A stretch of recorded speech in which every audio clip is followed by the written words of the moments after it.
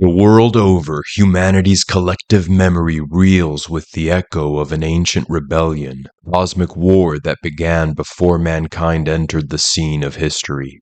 Throughout world traditions, we find this idea of a cosmic rebellion that took place before the creation of the human being, and a war that broke out between different factions. And I want to get into that in this video because I think it's essential for understanding what the pagan gods represent in world history. And then philosophical understanding as far as what the spiritual significance of this conflict has for our spiritual quest, our spiritual development as human beings. In China, we hear of Gongong, the serpent-bodied creature that tried to take the throne of heaven, but was defeated by fire god Zhurong. The Indian scriptures tell of Vritra, the snake spirit that led those asuras to steal the Amriti, elixir of eternal life, but was slain by the lightning god Indra, leader of the Devas. In Tartarus, the ancient Titans, bested by Zeus and the Olympians, must stay. In Niflheim and other realms, the Jotun,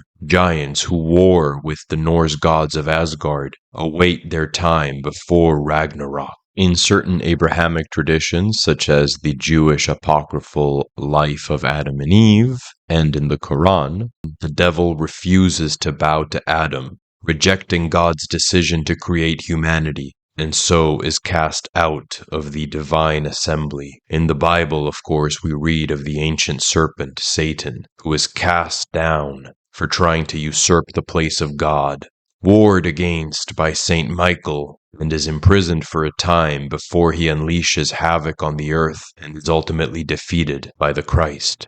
We can interpret some of the recurring elements in these stories symbolically. To start with, the prevalence of the serpent may indicate that primitive life as a devouring face and stomach. The serpent doesn't even have legs and arms. In that sense, it's very much the primal, is ascribing to itself authority, is presenting itself as the origin and sucking down higher forms of life. Creatures with the ability to make, with hands, to manipulate, are being devoured by that which is just a mouth.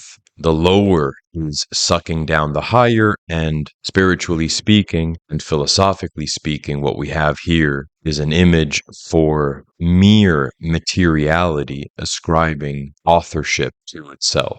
So the serpent is the lower usurping the place of the higher, an image for basic life, limbless, devouring life, wanting to rule higher forms. And then you've got the lightning god or the fire god, Zeus, Indra, and so on. Throughout traditions, the sun is a symbol of spiritual contemplation and equanimity. The rays of the sun are generally presented as intellectual illumination, revelation from above, and so lightning appears very much as an active sunbeam, a ray from the sun that turns electrical, that's able to appear at night, for example, during storms, that's able to have an immediate impact on the earth, for example, lightning strikes and causing fire. So the lightning god really is a lower proximate instance of divine action, the higher contemplative solar appearing in our atmosphere as an active, avenging agency. That makes a lot of sense symbolically. I would also argue that there is a common theme here of